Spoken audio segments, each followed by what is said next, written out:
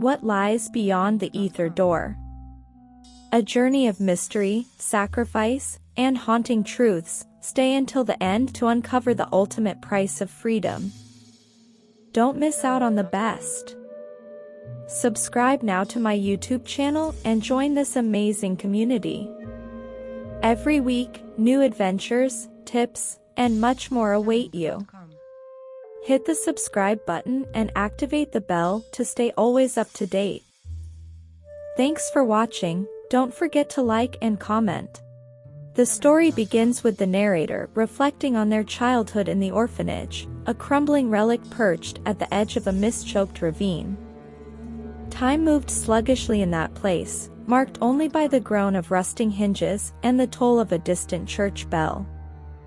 The narrator recalls the suffocating loneliness, describing their peers as shadows of themselves, forgotten, abandoned, and resigned to lives of obscurity. The dreary atmosphere of the orphanage seemed to reflect the hopelessness of their existence, each day blending into the next without distinction. But everything changed when Isaura arrived. The memory of her remains vivid, a girl with unnaturally amber eyes that seemed to pierce the veil of reality. She was silent at first, her presence unsettling. Her shadow stretched unnaturally long under the dim glow of the orphanage's oil lamps, a detail that the narrator remembers with a shiver. From the moment she entered, the orphanage began to feel alive, not in a comforting way, but as though the building itself was watching, waiting. Isaura's arrival brought an inexplicable energy to the place, like the faintest tremor in the air. The narrator recalls the strange things that began happening soon after Isaura's arrival. At night, whispers echoed through the empty halls, murmuring in a language no one could understand. Doors creaked open by themselves, and mirrors reflected fleeting figures that weren't there. Isaura seemed unaffected, walking through the chaos with an air of knowing. Her gaze never wavered, as if she understood the mysteries that haunted the orphanage, while the others shied away from the eerie events unfolding around them. One night, as the narrator lay awake, Isaura approached them. Her voice was soft but filled with conviction as she spoke of the Aether Door, a hidden portal to another world. "It's a place for people like us," she whispered, her amber eyes gleaming. "A place where we can rewrite our stories." The narrator was skeptical but captivated, unable to shake the feeling that Isaura's words carried a deeper truth. Though they didn't fully understand, the idea of escape, of change, began to grow within them like a seed. Fascinated by Isaura's tales, the narrator found themselves drawn into her orbit. Others followed, and Felix, whose frail body bore the marks of chronic illness, Mireille, who often spoke to invisible friends, and Jonas, whose defiant skepticism masked a deep-seated fear. Isaura became their leader, weaving stories of a world beyond the veil, beautiful, unspoiled, and free from pain. The others, too, found solace in Isaura's words, each of them yearning for the freedom she promised.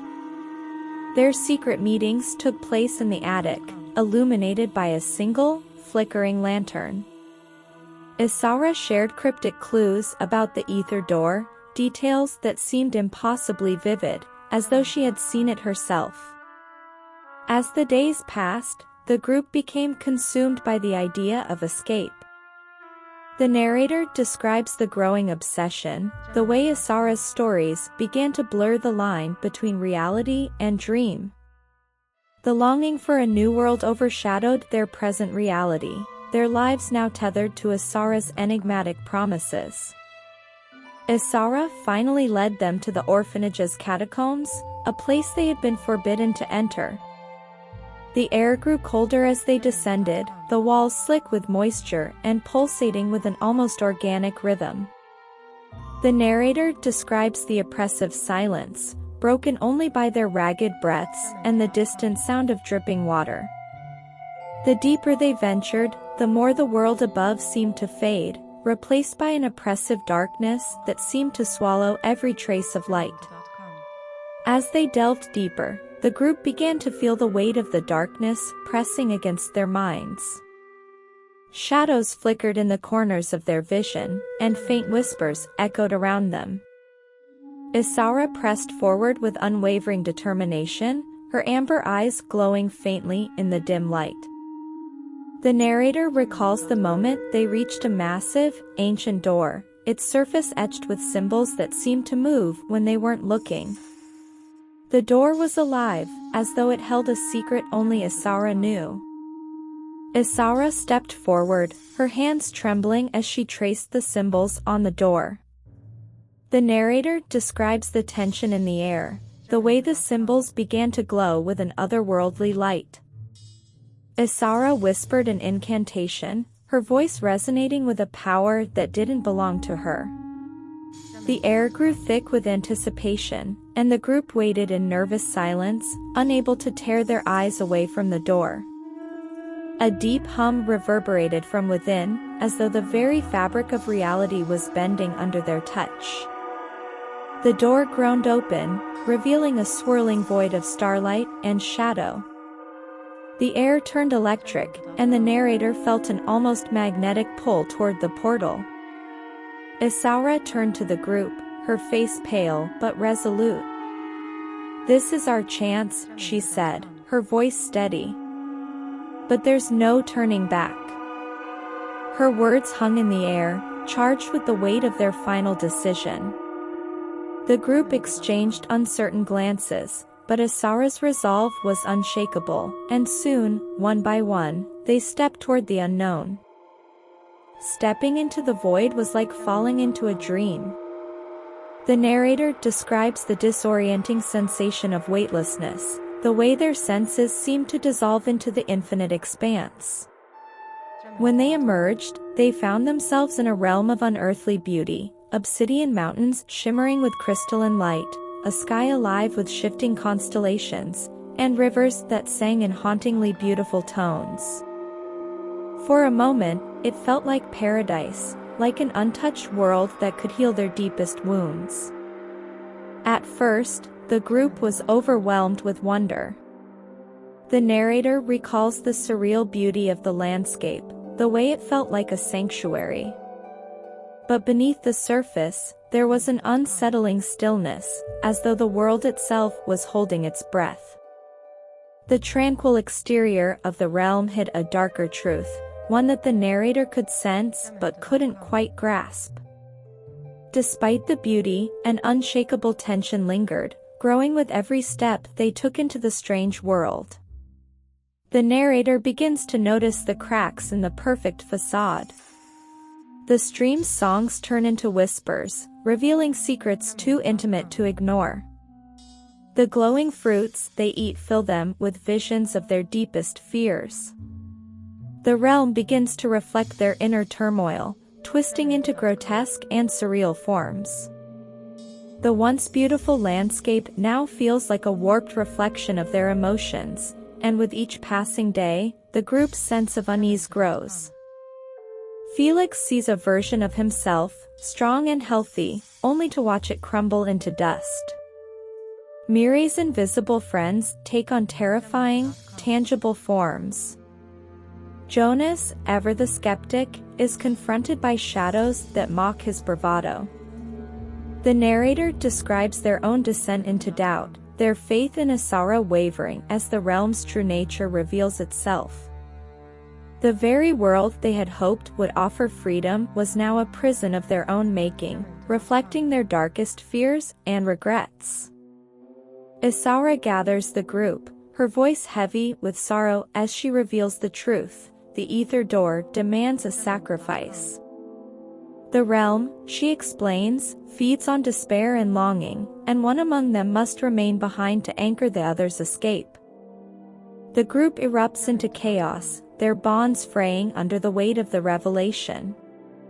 The narrator describes the growing tension, the way fear and desperation twist their once unified group into adversaries.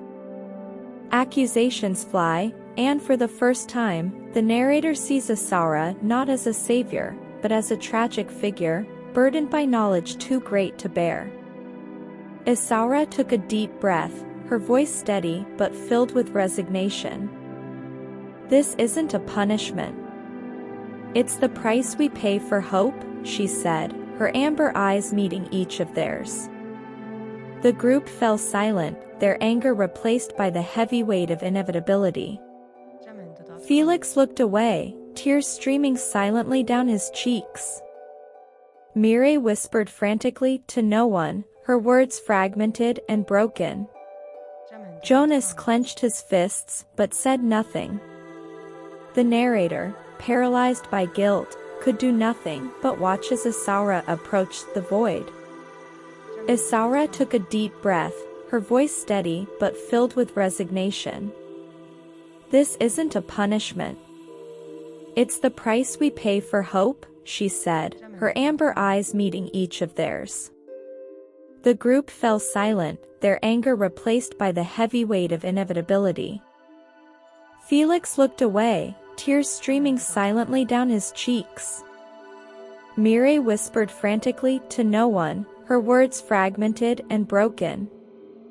Jonas clenched his fists, but said nothing. The narrator, paralyzed by guilt, could do nothing but watch as Isaura approached the void. "Promise me," Isaura said softly, her gaze lingering on the narrator. "Promise me you won't let this place take my memory."